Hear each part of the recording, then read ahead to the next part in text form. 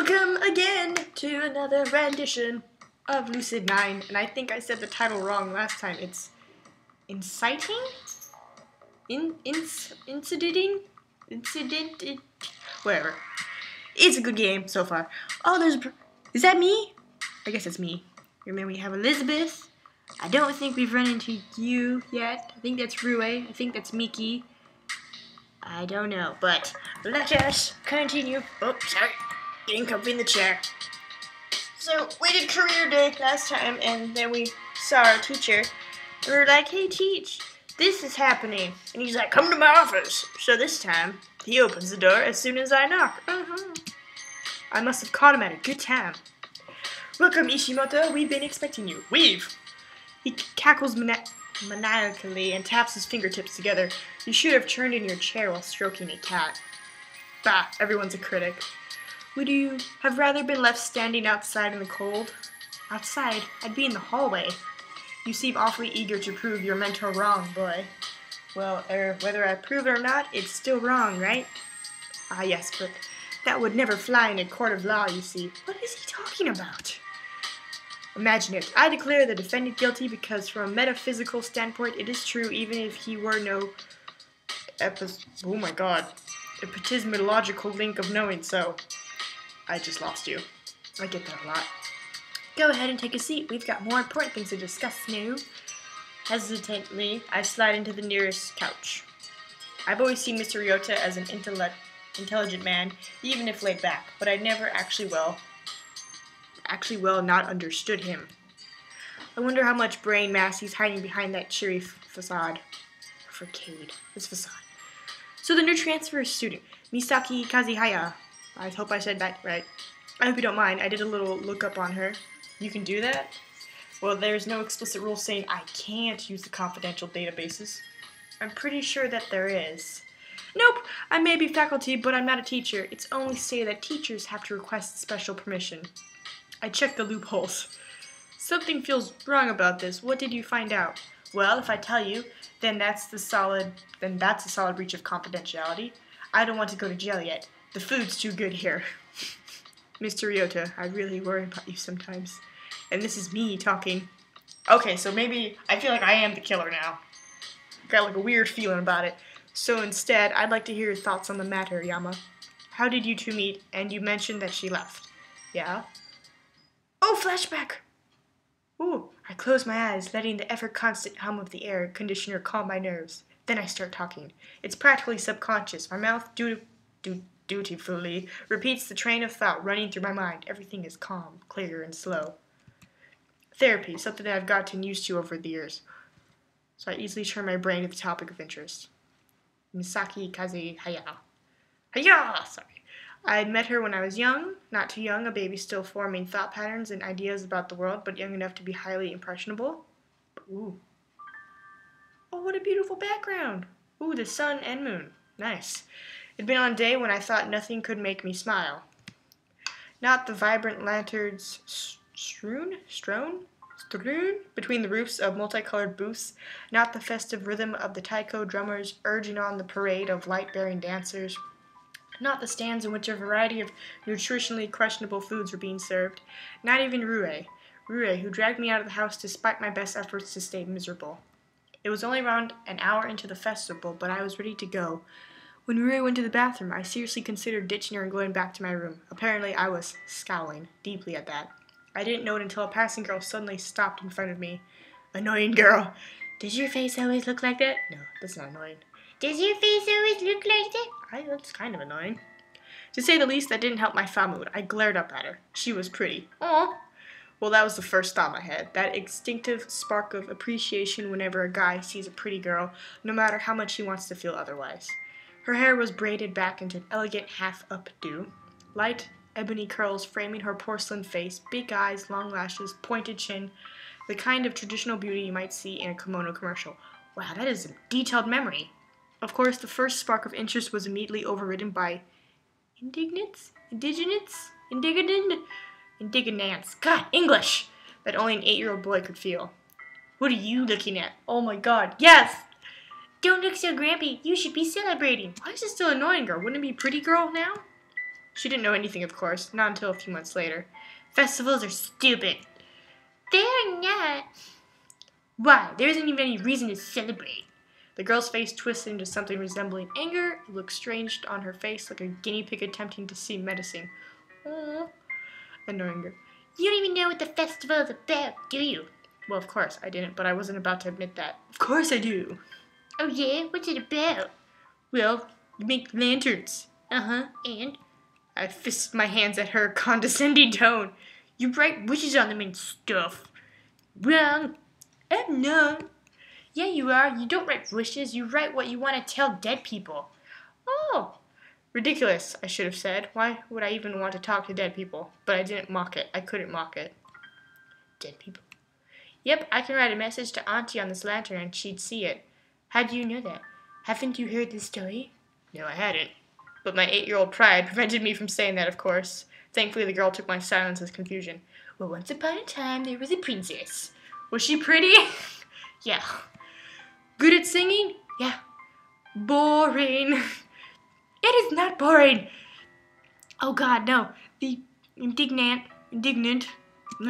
anger on her face made me snicker. The first time I'd smiled all day. Yeah, well, what happens? Does she get in trouble and a charming prince has to save her? Just listen. Look, she's actually a big meanie. A mean princess. That wasn't a fairy tale stable. Oh? Yep, but her bodyguard was in love with her and turned her good again. I felt disappointed. The story had a promising start. Blah, what did he do? Cast a spell? Give a true love's kiss? He died. Oh?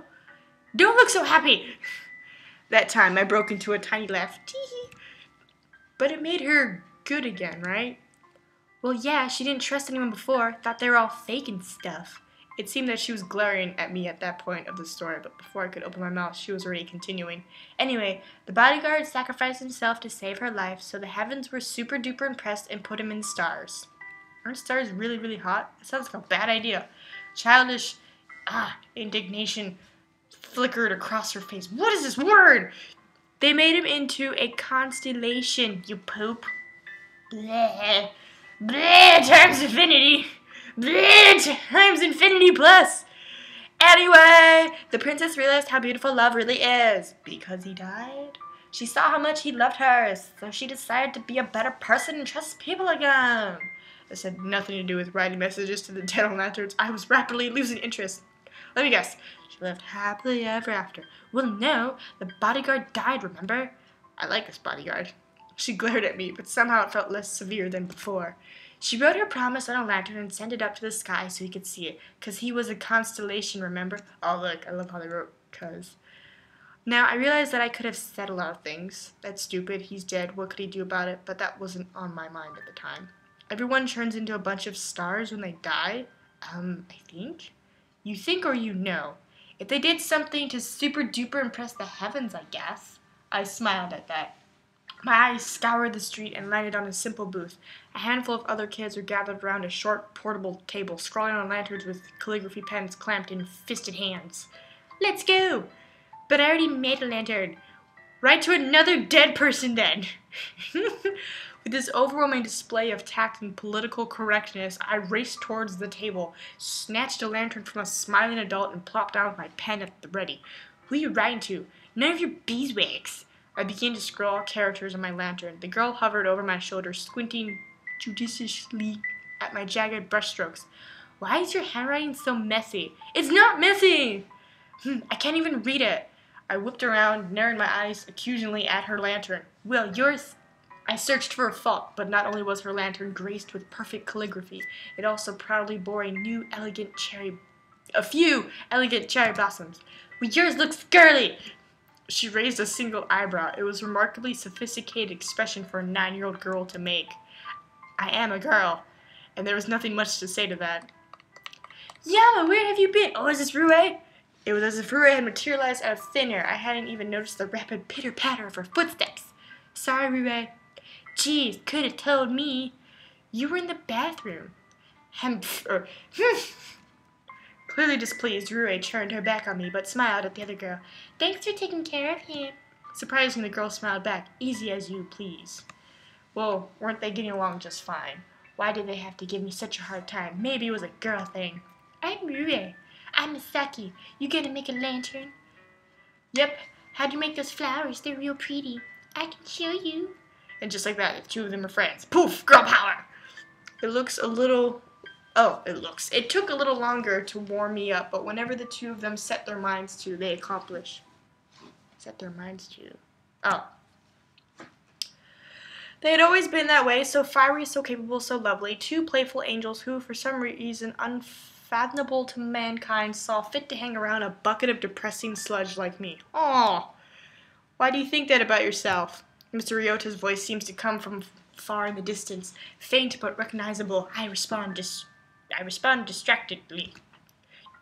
You know me. I'm not useful or popular or particularly intelligent. Ugh. Silence follows his statement, so I only continue. Oh God. Woe is me. Our families were close. Misaki's father would always throw these get-togethers at their house over the weekends or during special occasions.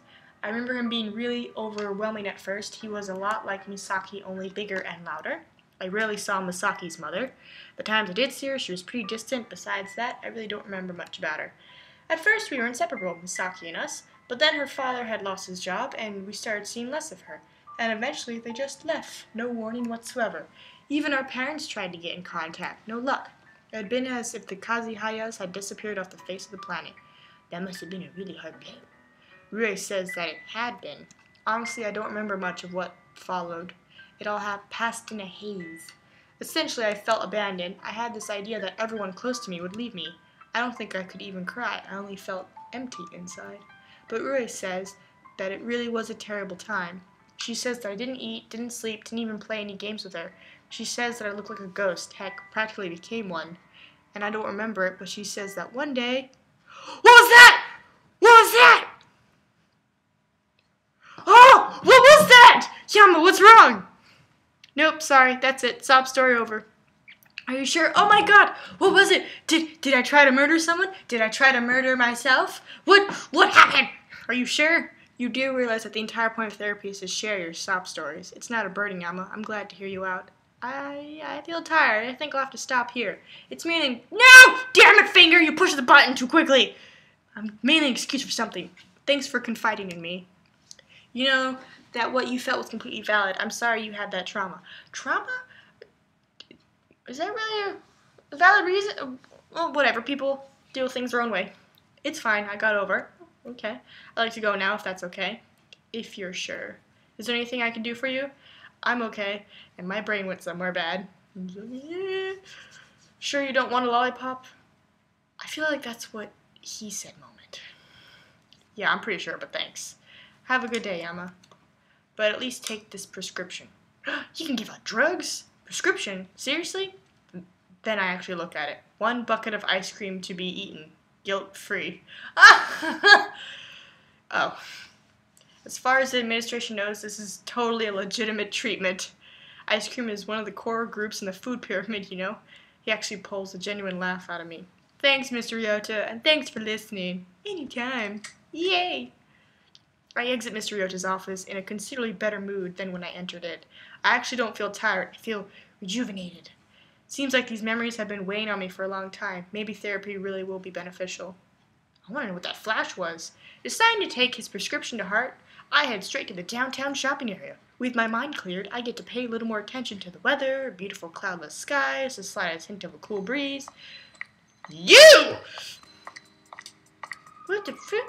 A girl careens from around the corner and nearly crashes right into me. Her glasses flash dangerously as she tips her newsboy cap over her forehead, studying me with an intensity that could rival an electronic microscope. Yes? Me? That's all I can manage to say at the eccentric sight. Yes, you, oh, weird girl. Yes, you, an idyllic, unlettered civilian. Perfect. What? A hint of a satisfied smile tugs at her lips. From what must be the 100th time today, I feel a keen sense of impending doom. Respond to my questions with either yes or no.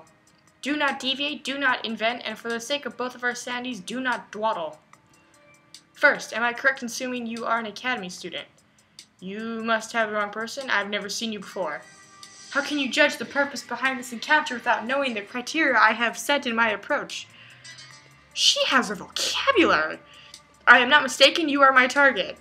It doesn't take a genius to sense that this girl means trouble. I decide to conveniently ignore her and step around her. Whoop whoop. She only steps with me, blocking my path again. Oh great, I can sense where this is going. As I, oh god, envisage, I can't read. Envisage. How do you pronounce that? Whatever. Subject demonstrates a remarkable inability to utilize basic cognitive functions. Talk about uncalled for, abusive words, overly complicated language. She clearly has a few screws loose. Or she's just really smart. Maybe I should call the hospital, see if they have a runaway mental patient. But she's not wearing hospital clothes. Look, kid, I don't know what your problem is, but... Kid? The pleasantly cool air suddenly develops a rather harsh chill. She must be in one of those phases, just another 14-year-old expecting to be treated with the dignity of a grandmother. Albeit a 14-year-old who apparently memorized the dictionary. Well, whatever you are, generally speaking, it's pretty rude to just run up to some random stranger and insult them. Truly, your idiocy has risen to a level beyond which I had previously surmised. She immediately digs into her pocket and flashes something in front of my face. Oh god. Shigure Inomoto, freelance detective. Legally certified to inspect crime scenes, obtain private files, and if necessary, interrogate unduly inquisitive citizens with the observational finesse of a blind bat. And you shall note that I am 26 years of age. Wow, really? Kudos to you. Wait, what? You're 26? Unless you presume to imply that you are deaf as well as dumb, I suggest, but you're so short! Oh no! I practically feel ice crystals forming in the air. Well, I should strongly prefer to be short of stature than short of cerebral matter, as seems to be your tendency. Ouch, not a bad blow. But wait, if you're a freelance detective, does that mean this is an interrogation and I'm a suspect? If I have to go to the police station, do I get excused absences from class? I see no need to reserve your expectation that you will be taking the unexcused absences as they are. Consider an inevitability similar to your clinical depression. That stops me. What? How could she possibly? What would even make her think something like that? You might as well carry a sign. From your uniform, you are a student at the academy. From the fact that you are wearing it, you attended school this morning.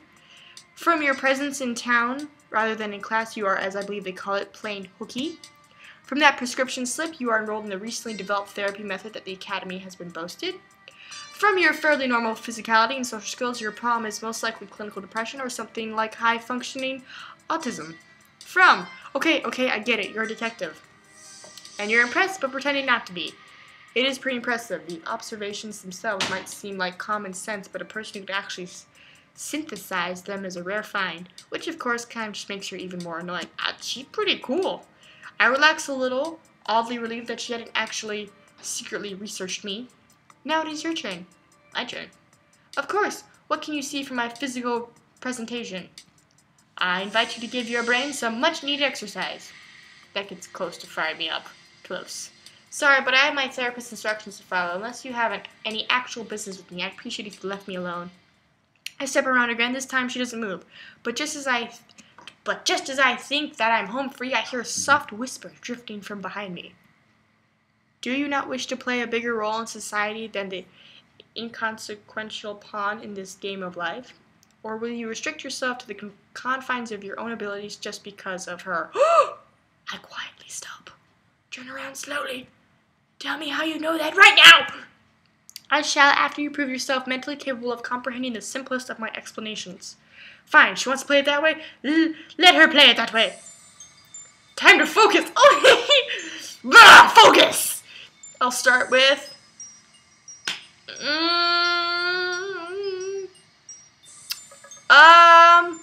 body language. She spreads her weight evenly on both feet, unlike most girls who let it lie more on one side of the hip than the other. Even weight on both feet almost sounds like a formal posture. She could be used to formal settings, but that doesn't seem to match very well. The rest of her body language isn't so proper. She seems to hunch slightly with her shoulders loose. No, it's more likely that she's in a fighting stance. Oh, come on! She seems relaxed, but with that bright-eyed look of someone expecting danger around every corner. That kind of weight distribution doesn't seem to come naturally. Maybe she was in sports or maybe in self-defense at one point for a while from the looks of it. I like to guess martial arts, but I can't say for sure. There are too many possibilities. Okay, then maybe I should think about this a different way.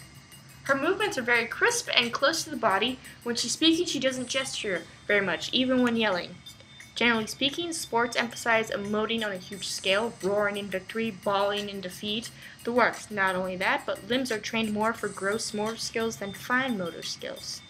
On the contrary, Shigure has very tight control over her hands, almost to the point where she seems stiff, which likely points to something high control like ballet or archery or a more subtle martial art like Wing Chun.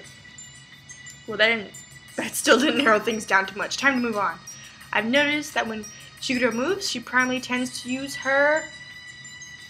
I wasn't paying attention! Oh no!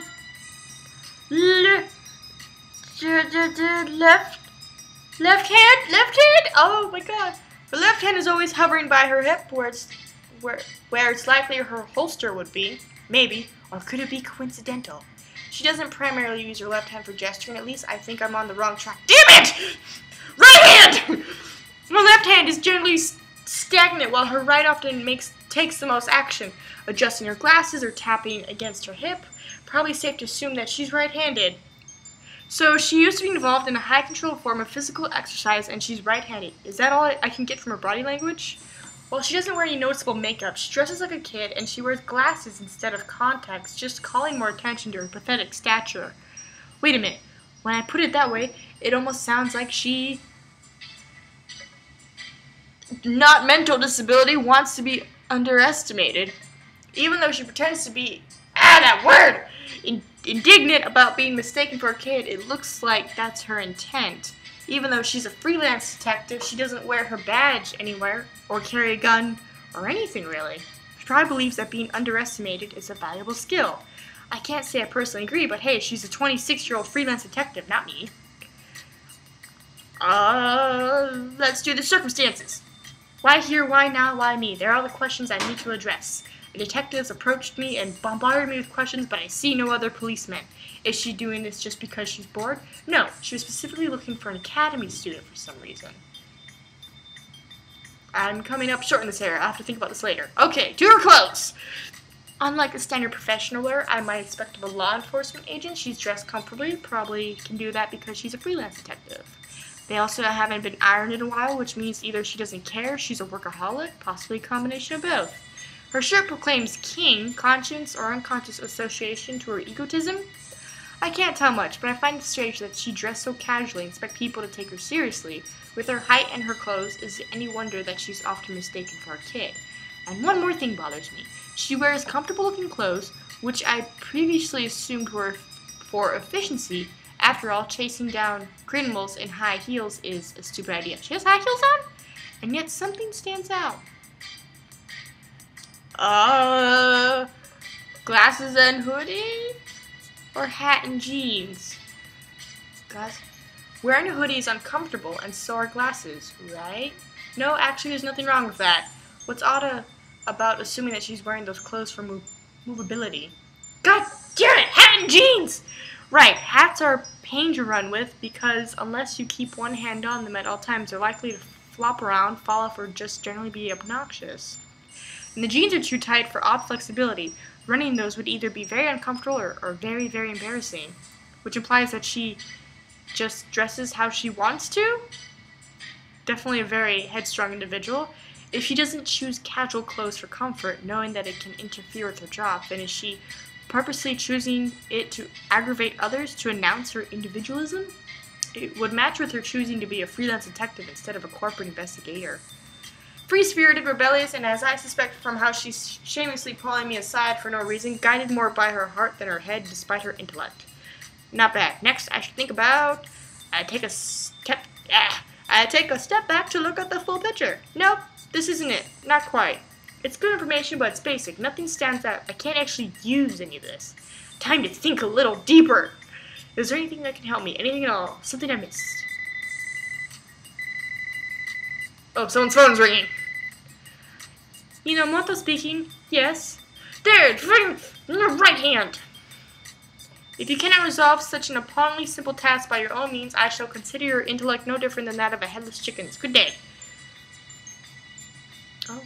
Now, you may want to hasten your efforts before the ground upon which we stand becomes our gravestones. Yeah, I'm on it. I say this distractingly primarily because I noticed she has a flip phone. Ancient technology by today's standards. Buttons, 2-inch screen, primitive cameras, the works. Not just that, but it's a terrible looking flip phone. The kind of decor that you see on a prepubescent phones. Rhinestones, heart stickers, even the random scrawl from a Sharpie that was too faded into the metal for me to read. It's completely unlike her, which means that it's a wealth of information. While on call, she so graciously turned the phone in my direction, allowing me to catch a glance of her wallpaper. Shock! It was a picture, at least a few years old, of a guy hugging her.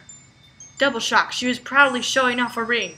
Not a cheap, cutesy colored ring like the couple bands of a new relationship in its second week. A legitimate diamond ring. An engagement ring! But she's not wearing the ring anymore. Even looking at her hands now, I can't even tell that she'd ever worn one. Which means that she once had a fiancé, and he broke up with her. And he did it. Long time ago. Ah, of course. If the engagement had ended recently, I'd see a tan around her finger or maybe an indent. Instead, there's nothing, which means that the fiancé called off the engagement a while ago. She obviously didn't call it off, not if she's keeping that picture on her phone. In fact, maybe they broke it off amicably if she hasn't deleted it yet. Either that or she's a stalker. Alright, that's much more like it. I think I'm ready. I square my shoulders and I look her in the eye. Sorry about the wedding. Hello? What wedding? Is she serious? How can I possibly word this delicately? Yours, the one that your fiancé called off a few years ago. Did he? Didn't he? Unless she does have a wedding ring and she just doesn't wear it. Is it in your pocket or something? You might seek to articulate yourself better. Is what in my pocket? Your wedding ring! Why would I have a wedding ring in my pocket? If your fiancé didn't call off the wedding, then... Wait. No. There's one more possibility, and since she's in law enforcement, it wouldn't be unlikely. I immediately shut up as the realization dawns on me. I see you have realized. What? Yes, he never called off the wedding because he died. I suddenly feel very, very callous. I'm sorry. Silence! Say nothing that you do not mean, unless you are manipulating others to extract information, as that is an occupational hazard. Right. I heard beeping. Was that from the game? Even as she continues on, I mentally hit myself for my error. I shall admit, civilian, that you have done adequately. Train your senses consistently, and you might become moderately useful in the future. Thanks, really. I'm overwhelmed. But I ask of you this. What is the meaning when a freelance detective approaches a student and asks a string of seemingly unrelated questions of him? She suspects him of crime, she is testing him, she has a crush on him. I'm gonna go with crime. Clearly you think I'm up to no good.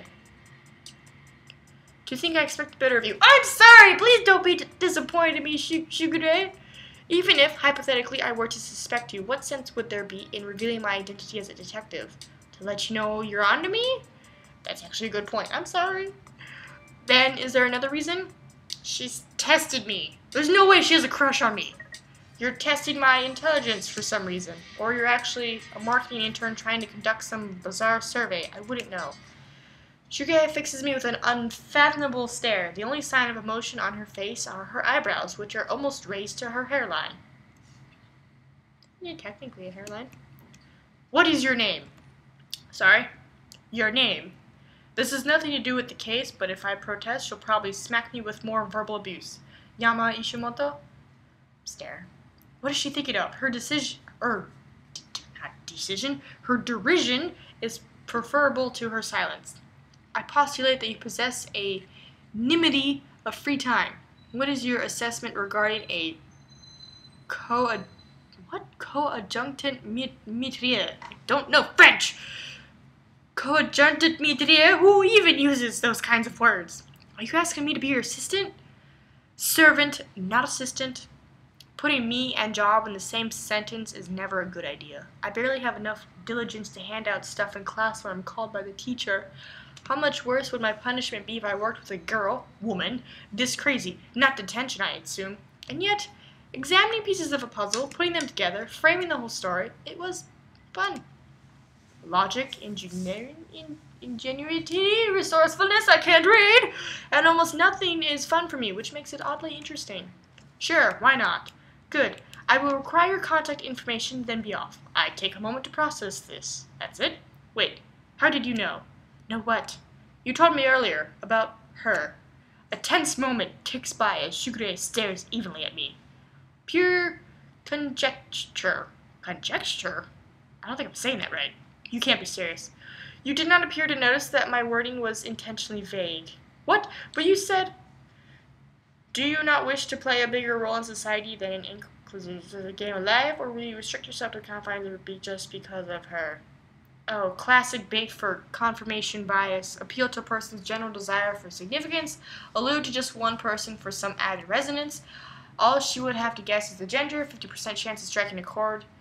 50% chance of striking a chord in her victim. She probably guessed a girl from her personality. I'm not exactly the type to easily befriend guys. A bait.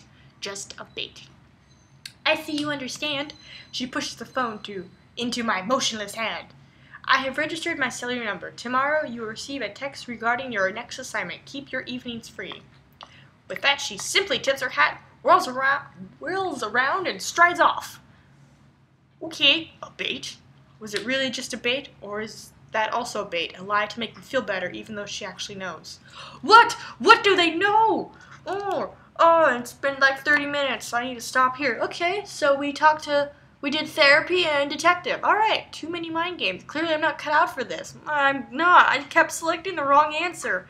I feel so dumb. Yeah, I don't feel smart at all. But, yeah, so that was that. So, everyone, thank you for watching, and we'll try to do them in a reasonable fashion. Maybe make more games, upload those as well, but like you guys know, my internet speed is not the greatest. So, we're gonna work on that. But it's getting good! Like, therapy stuff happened, and then this happened, so I am excited. Na na na na. So, until next time, toodaloo. I really need to work on a better saying, but bye-bye.